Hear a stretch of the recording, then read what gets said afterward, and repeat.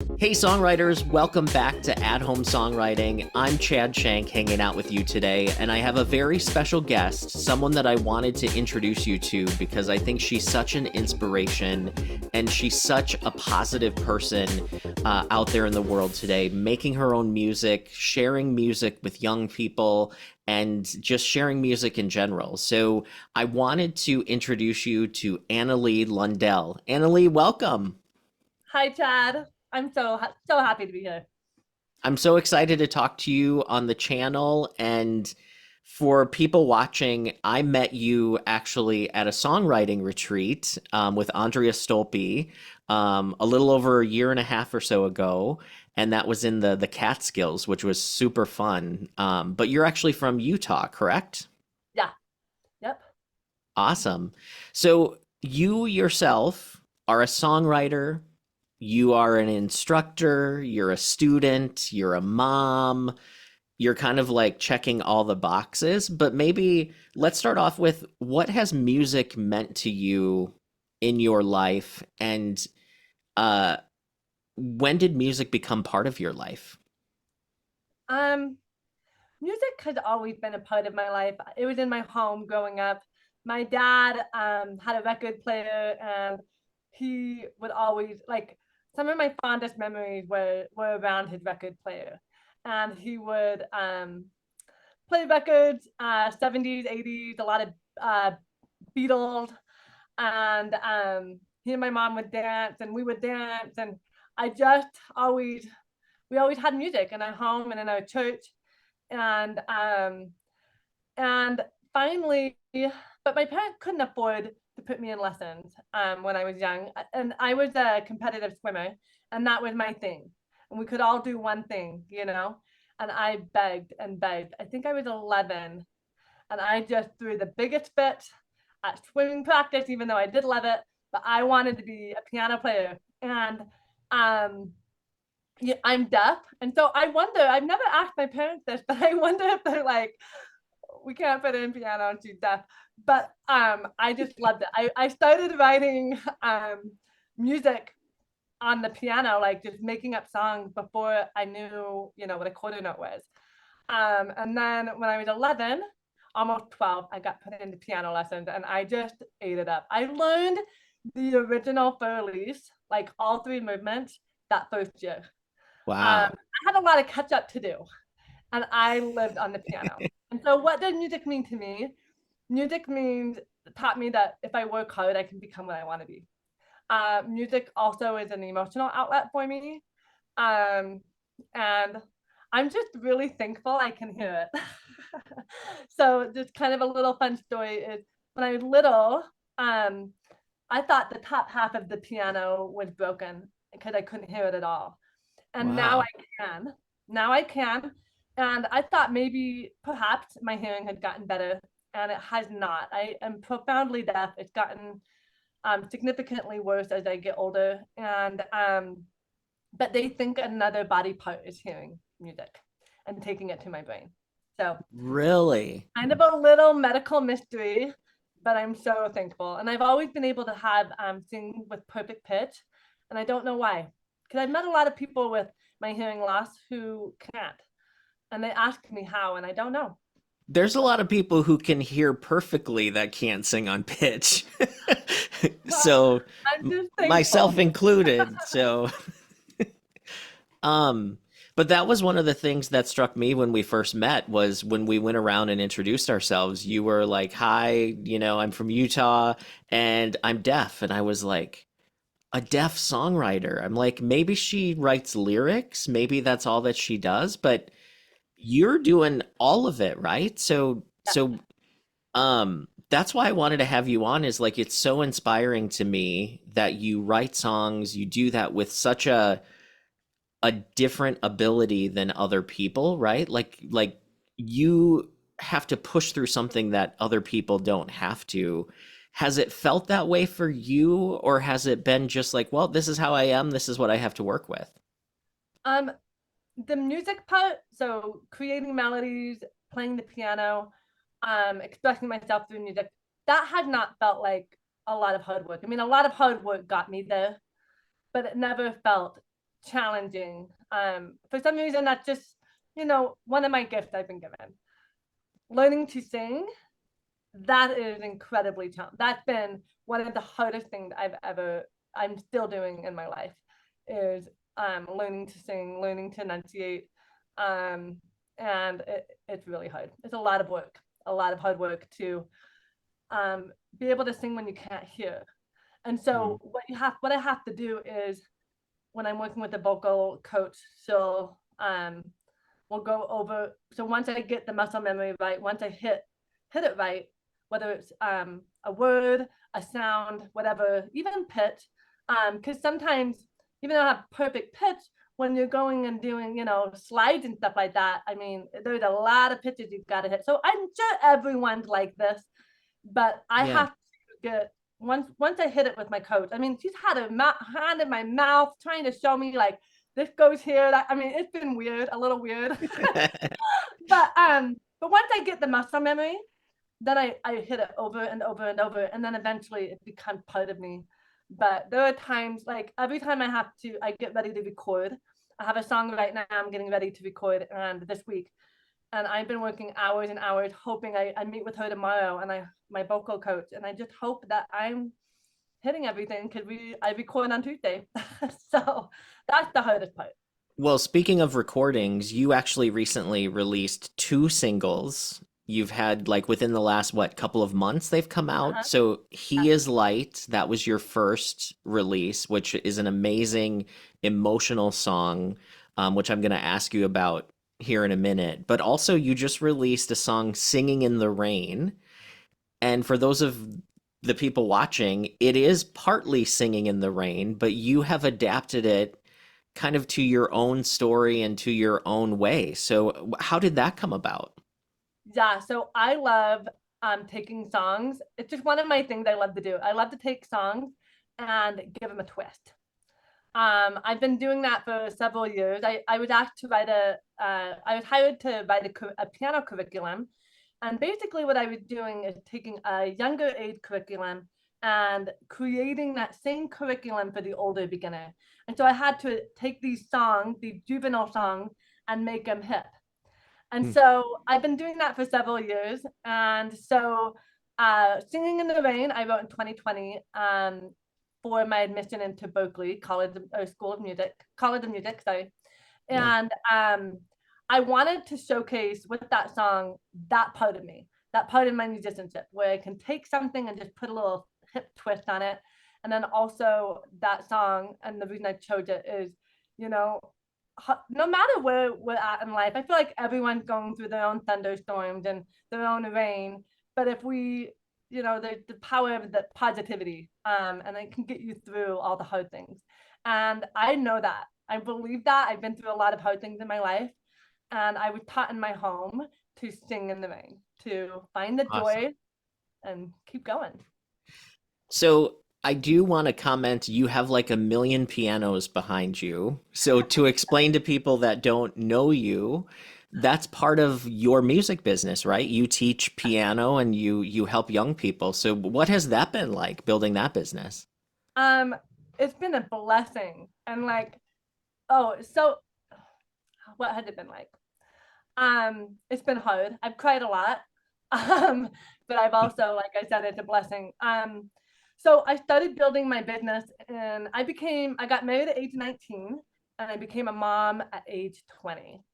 And I was in school full time when I was a mom, and I really wanted to be home with my kiddo. I really Mm, wanted that all my dreams, everything that I thought I wanted to be just stopped.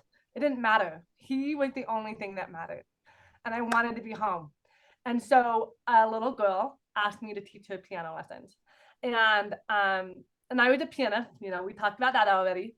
And so yeah. I thought, of course, I'll teach you. And I just fell in love with it. I was in a nursing major at the time. I changed my major to education and then to piano performance. Um, and after 2 years of teaching, or 2 or 3 years, I realized, like, private piano, this is boring. People are dropping like flies. And then I read a stat that um, I think it's 85 to 90% of people quit with piano within the first 3 years. And I was like, okay, Wow. this is going to be my life and my career. I can't have those kind of stats. Like, so I had this idea of teaching group lessons.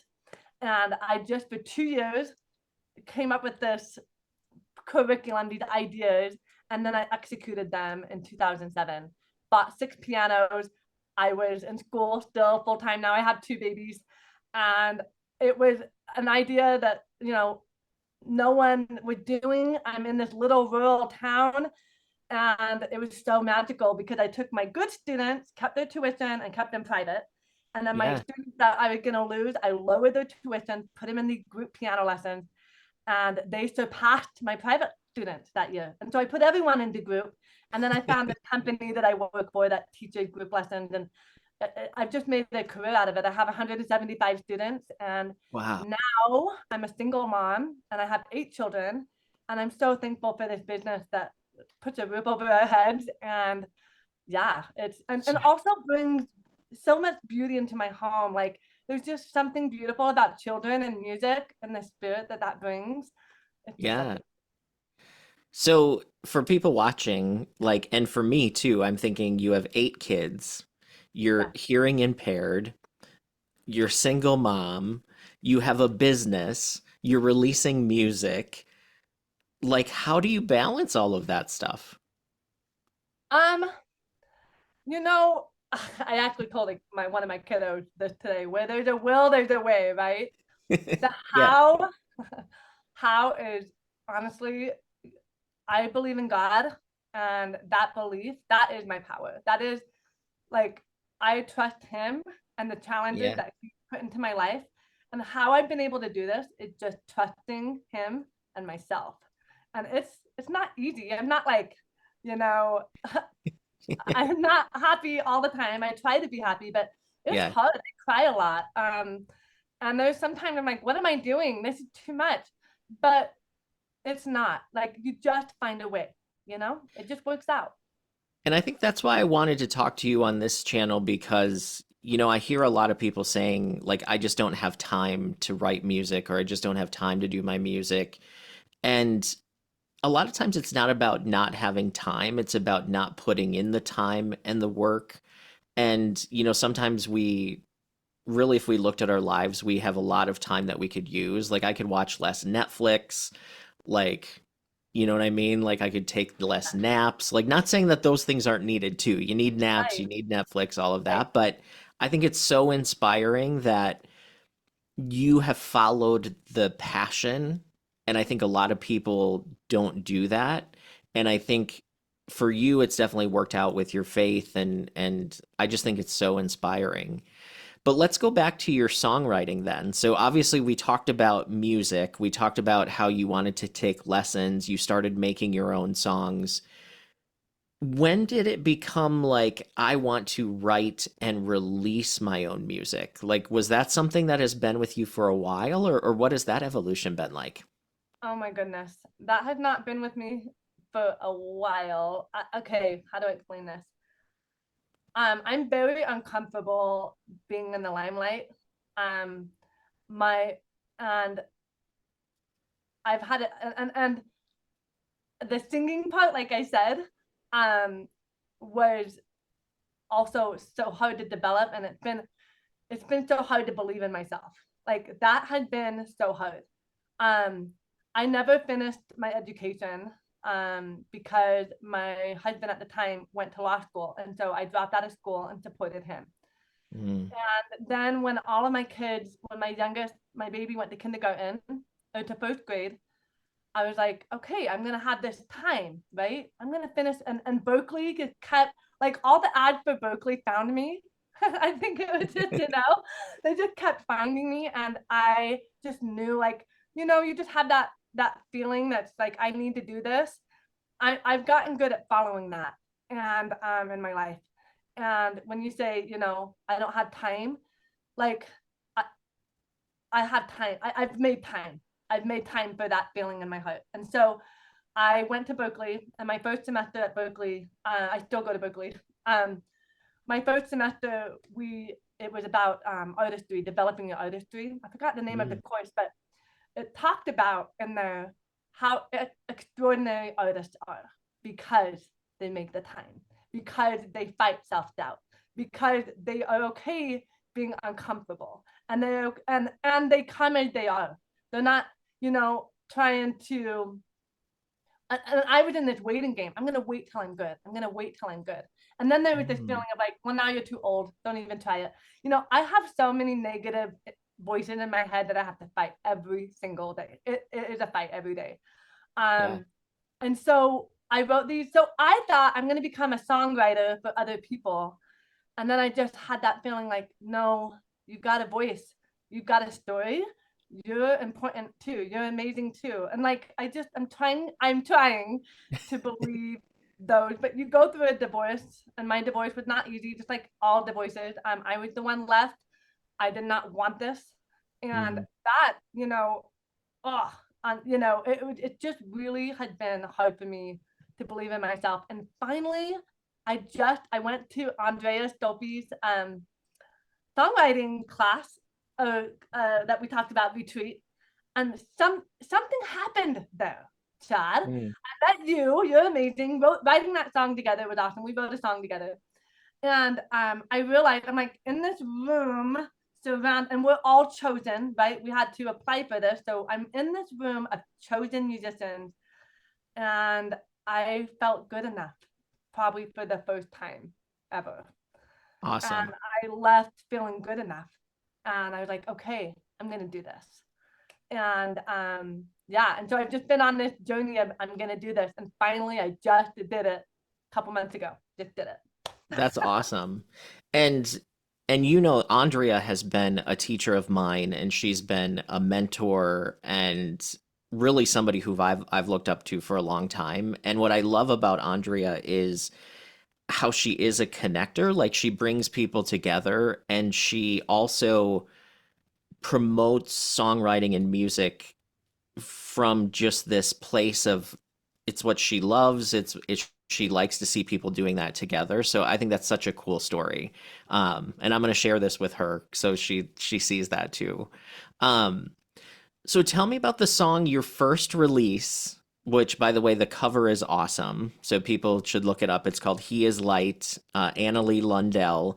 Um, how did that song come about? What is that song about? Okay, so I was in a songwriting class at Berklee in 2022. And this was fall of 2022. And my mom, she's like, could all of my songs, I'm a Disney girl. I want to write for Disney. That's where I'm headed. That's where I want to be. I Awesome. love Disney, love it. Um, but my mom gave me the challenge. She's like, you need to write your testimony of God in a song. That needs to go in a song. And I'm like, whoa, like that's heavy. Like, how do I put that to words? And I'm in this lyric class, and lyrics weren't my ex was a lyricist. Like, he was the Mm. one I would go to. And now he's gone. And I now have to do this alone by myself. Am I good enough?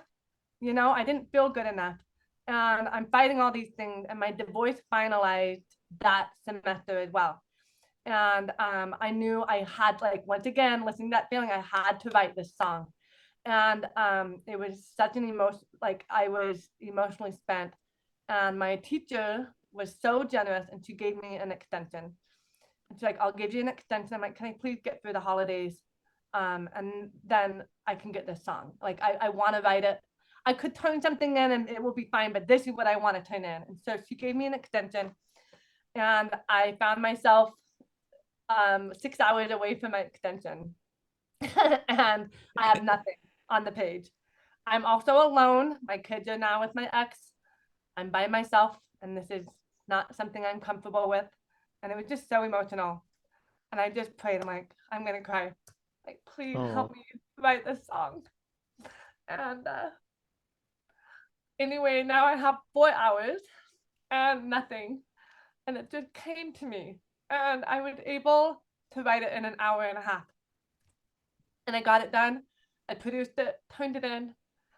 And then I took it to the retreat that we went to. And there were parts of it that I knew weren't, like, I didn't the bridge and the second chorus weren't where I wanted them. And one of the girls sat down with me at the retreat, and she said, how, because the song's about my divorce, how I got through it, because it was so hard. And how I got through it was I just trusted God in my path. And I just trusted all of it, even though it felt so broken and terrible. And how could this happen to me? And anyways, she said to me, good, I wanted to hear how. How did you know what to do? How did you know how to have strength to go on? And so I changed the second verse and bridge with that challenge. And then once that was changed, I felt like, okay, now I can produce it. Now I can release this. So. Well, I was listening to it before we were on today, and I had heard it at the retreat, and I had heard different iterations of it that you had played. Um, but I caught myself getting emotional listening to it because it does capture so much of like the feelings that not only you have had, but I think other people relate to it as well. So it's called He is Light. So everybody watching, check out. It's on the streaming platforms. You can stream it. So when you are writing, do you start with lyrics first, music first? Or do you have a normal process? What does that look like for you? Being a student at Berklee and also one of your students, um, I have learned so many tools. Before Berklee, the music would find me first, the melody and the chord progression, and then the lyrics, and that tends to be where I go first. But I've also learned to, like with He is Light, the word came first because it was a lyric class. The word came and then the melody came. But like I saw something so beautiful the other day. I was at a cheer thing for my kids, and there's this mom, and she's a dear friend of mine. I went to high school with her, grew up with her, and she has a child that's disabled and can't walk.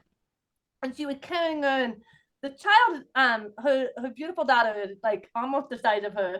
And she's just walking everywhere with her and lifting people up and smiling. And she's got this challenge, that it can't be easy. And she's just shined. And this melody popped in my head. And I went home and heard and captured it. So sometimes it happens that way. Like I hear music in my head.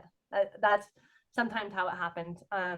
Or I see something, I'm reading something, I'm like, oh, this needs a song. These words need a song. So it's just whatever moves me first, is where. Awesome. Yeah, so 2 singles released so far. Do you have plans to release more music? Oh my goodness, yes. So many, yes. So I'm trying to release a song every 6 to 8 weeks. So that's my goal. And I have one ready to go that was written. I co-wrote it at the retreat we went to. And then I have another one, 2 more that are with the producer right now. And Awesome. a couple more that I'm in the process of writing. So I'm just hoping to keep the momentum, and I don't ever want to stop. That's my plan. Awesome. Well, if you don't stop, you can't be stopped. That's what I always like to say. Yes, I love it. Yes. Well, Annalee, it's been great to chat with you.